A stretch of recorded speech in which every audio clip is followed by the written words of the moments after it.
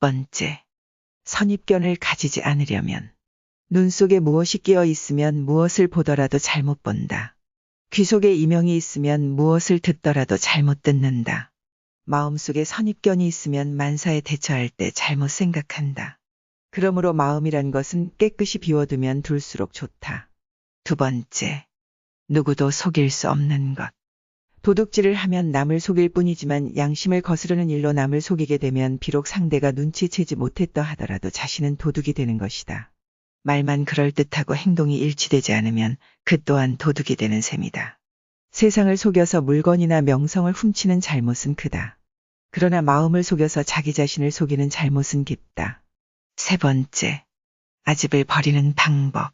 세상 사람은 아집 때문에 서로 다툰다. 이 아집을 버리면 누구와도 의사소통이 잘 이루어지며 장애도 없어진다. 그러나 아집을 버리는 일은 생각처럼 쉽지가 않다. 아집을 버리려면 자신의 생각이 보편 타당한 것이지 자기 자신만을 위한 것인지 먼저 생각할 줄 알아야 한다. 인간이 임종 때 가지고 갈 수 있는 단 한 가지. 임종 때는 아무것도 몸에 지니고 가지 못한다.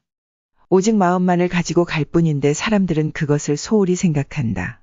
그래서 마음마저도 지니지 못한 채 세상을 떠나게 된다. 네 번째, 일을 잘하는 방법. 일은 아무렇게나 해버리는 바람에 틀어지는 경우도 있고 너무 조심스럽게 하는 바람에 틀어지는 경우도 있다. 이와 마찬가지로 예를 소홀히 하는 바람에 그르치는 경우도 있고 지나치게 정중하게 하는 바람에 그르치는 경우도 있다. 그러므로 너무 태평스러워도 좋지 않고 정도가 지나쳐도 좋지 않으며 그 중간이 되도록 하는 것이 좋다. 공부가 잘 되기 위한 마음의 자세.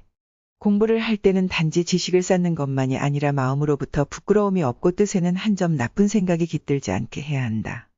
그리고 이 마음과 뜻도 사사로운 욕심에 근거하고 있는 것이 아닌지 살펴야 하며 또한 사사로운 욕심 때문이 아니라 하더라도 편견에 사로잡히지 않도록 해야 한다. 다섯 번째, 유품 정리의 기준. 부모가 돌아가시고 난 후 그 유품이 눈에 띌 경우 그것을 보고 견디지 못하겠다면서 버리는 것보다는 부모의 모습을 잊지 않기 위해 간직하는 것이 좋다. 자만하고 있는 사람인지 알아보려면 자만하는 마음이 있으면 얼굴에 그 표정이 나타나고 입에서는 그 소리가 나온다. 사람에게는 이만하면 충분하고 만족하는 경우란 있을 수 없다. 여섯 번째, 궁핍이란.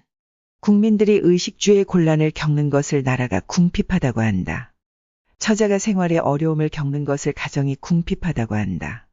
생기가 없는 사람은 몸이 궁핍하다고 한다.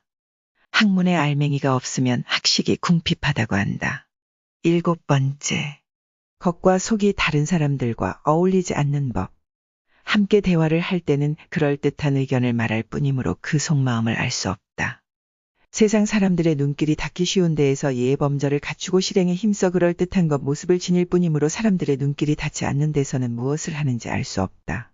그런데 대개의 사람들은 이렇게 겉과 속이 다르다. 이런 사람들 속에 끼지 않도록 항상 자신을 돌아보아야 한다. 여덟 번째, 신념을 가져라.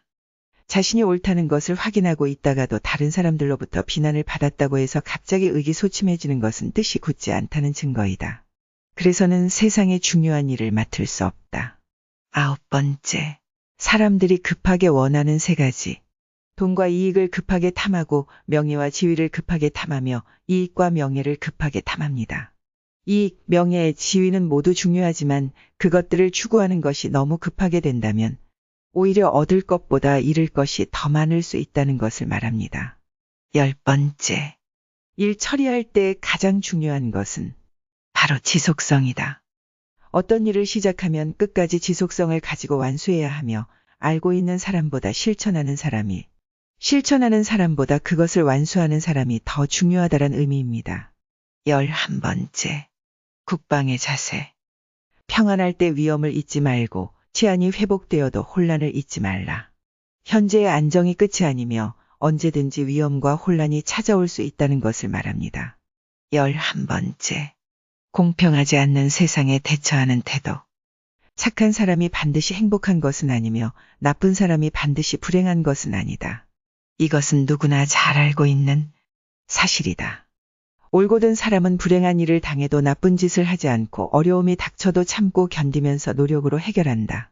그러나 그렇지 못한 사람은 나쁜 짓을 해서라도 적당히 쉽게 빠져나간다. 정말 현망한 사람이라면 불행을 각오하고서라도 올곧은 사람의 길을 택한다. 12번째. 큰 뜻을 둔 사람이란. 큰 뜻을 둔 사람은 어떤 일의 결과에 대해서도 자기 탓으로 돌릴 줄 알아야 한다. 남이 할 일이 자기 마음에 들지 않는 것은 자기 자신에게 상대방을 받아들일 만한 아량이 없기 때문이다.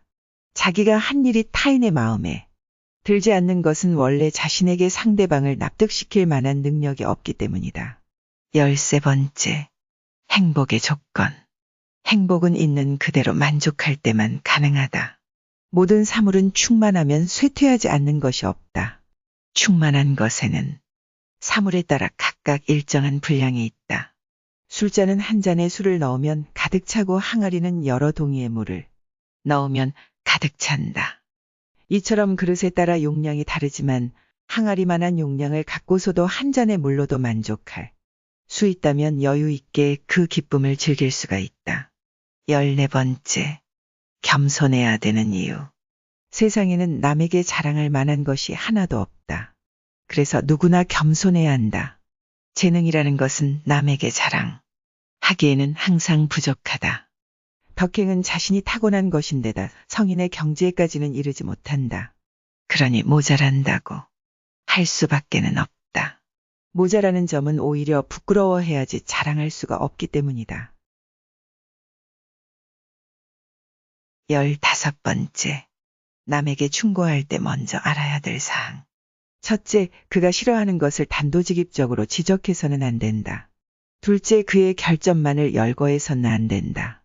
셋째, 다른 사람과 비교해서는 안 된다. 넷째, 지나치게 엄격해서는 안 된다. 다섯째, 오랫동안 장황하게 말해서는 안 된다. 여섯째, 똑같은 것을 되풀이해서 말해서는 안 된다.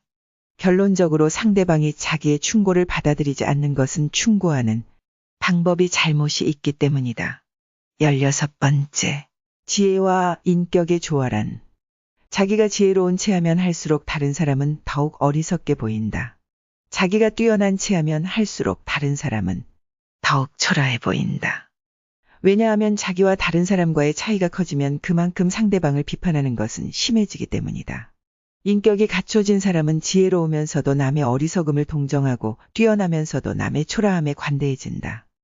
사람의 천성은 사람마다 달라 각각 할 수 있는 것과 없는 것이 있음을 알기 때문이다.